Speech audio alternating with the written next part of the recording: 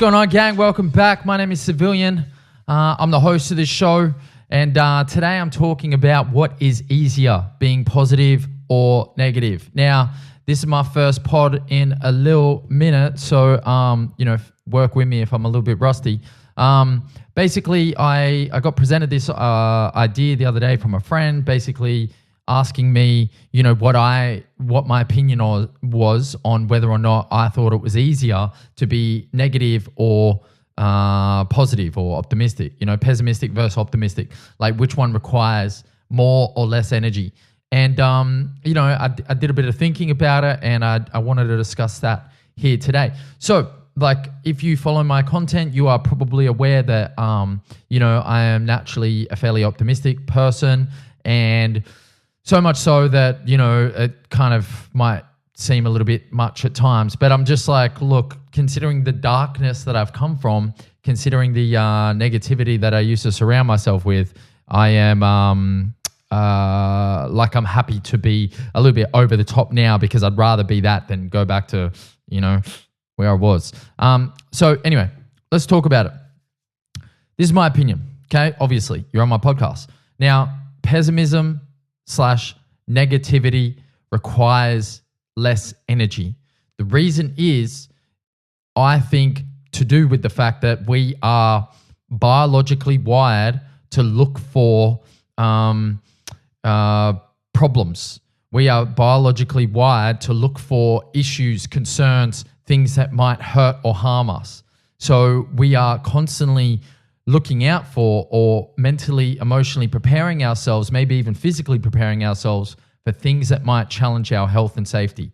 And the reason negativity and pessimism falls into that category is a lot of the time, like anxiety, depression, a lot of mental health issues, they are our body's inability to regulate what is actually a problem and what is not a problem. So instead of dealing with things adequately, we go, oh my God, this, like a panic attack, for example. A panic attack is like, I am fearful of my own safety, or, the safety of someone that I love, or my life.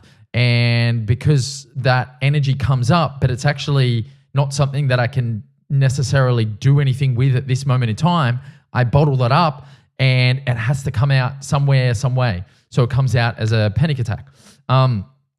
Now, like at the start of, the human race, if we felt that, kind of energy come up as like, oh my God, something dreadful is about to happen to someone I love, that means it's probably about to happen to someone that I love, and I need to go save them. So I use that energy to go do something with it. Now we don't really have that. It's just like existential dread. Can't really put it anywhere, so I have a fucking panic attack. Now, obviously that's a very simplified way to look at it, but it's all to do with energy. It's negative energy that I keep in my body, and I don't really know how to dispel it. Because here's the thing: have you ever felt anxious and done 20 push-ups? Okay, have you ever felt anxious, done 20 push-ups, or hit a heavy bag for 5 minutes and continue to feel anxious? Maybe, but in my experience, no. Like, if I do anything like that, if I exhaust that energy, if I dispel that energy from my body, it's gone. Like, it's not gone forever, surely, but in the short term, I've managed it, right? And the reason I say that it is easier is because we are biologically wired to think and feel and react like that. So leaning into, and here's the thing, the worst case scenario of any situation is always going to outweigh the best case scenario. For example, walking across the road, the best case scenario, I get to the other side, big whoop, like who fucking cares? Worst case scenario, I get hit and die.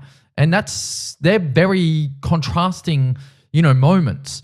Getting across to the other side of the road is fine, but it's like, is it even, for example, going on holiday. Best case scenario, I get to Bali and I get to have a couple beers and I enjoy the week. Worst case scenario, the plane crashes and me and everyone that I love dies.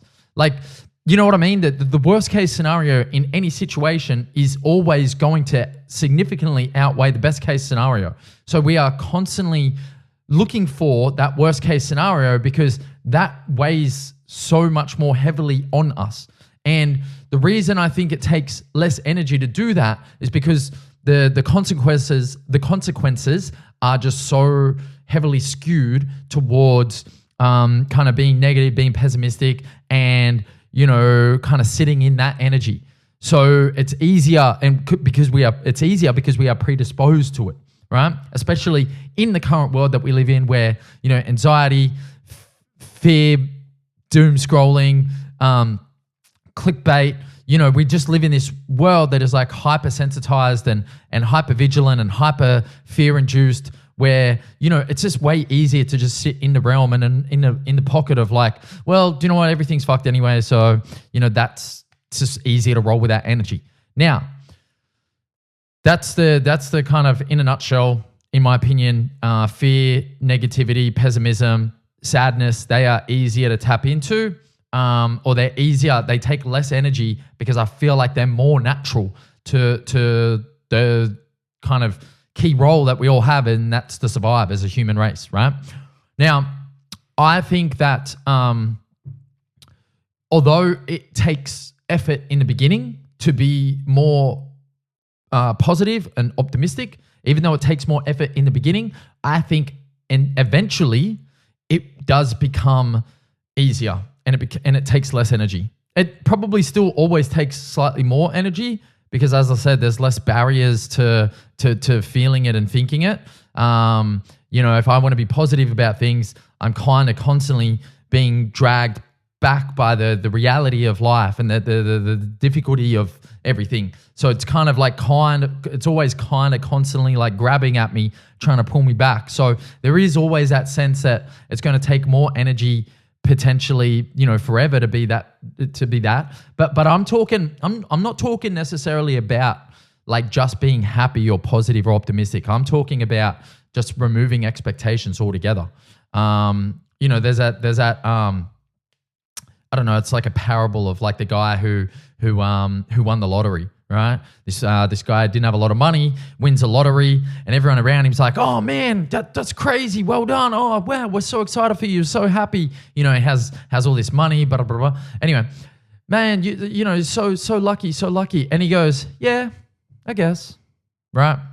And he goes with his money and he buys a Lamborghini and he's fanging it down the freeway and he crashes and he almost dies and he gets in a hospital, gets put in a hospital, and everyone gathers around his bed and they're like, "Oh my God, you're so lucky to have survived. Oh my God, that's crazy. Like you're speeding 150 down the freeway, like you flipped and blah, blah, blah, crash, and like I can't believe you survived. That's so lucky. That's so lucky."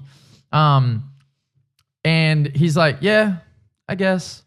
And then while he's in hospital, his mansion that he just bought, which was on a cliff face, it collapsed. And then it fell down into the sea. And everyone was like, "Oh my God, man, so lucky that you were kind of in hospital and you weren't in the house. And oh my God, that's so lucky."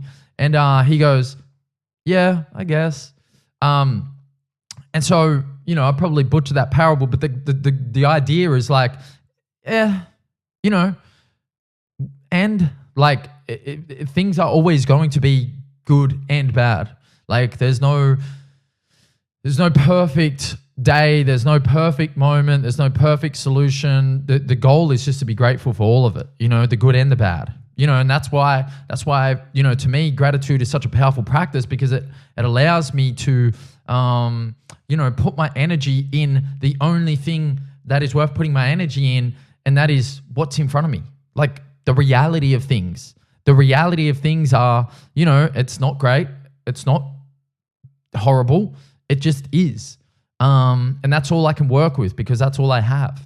So, to me, like being, you can call it like positive, optimistic, but it's not really. I'm like, it's just the acceptance of things, like practicing the acceptance of things, practicing being present, practicing being aware, practicing just going, "Yeah, I guess, That's the thing that I like to, gravitate toward and put my energy into. And yeah, it does take time. It takes practice. It takes, constant refinement and diligence and yeah, that doesn't just happen. It takes effort.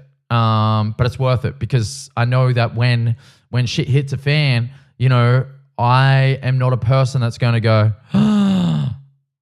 I feel like for the most part, I'm a person that just goes, yeah, I guess, and yeah, that doesn't make life necessarily easier. It just means it's, slightly more manageable when the heaviest of heavy weights is on me. So look, that's kind of my idea and breakdown on the difference between being negative and being positive, and which one requires more energy.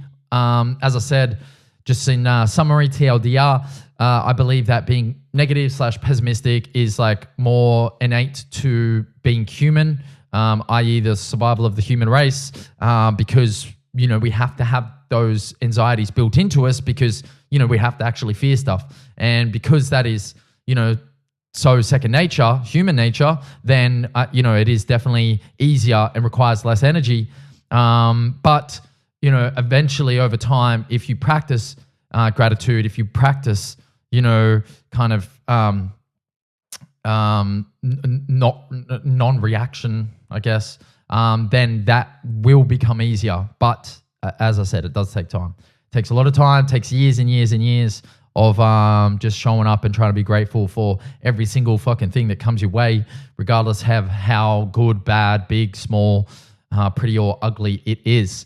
Grateful for all of it. Anyway, that's my summary on that. And yeah, thanks guys for tuning in. Catch you next week on The Sav Show. Let's go.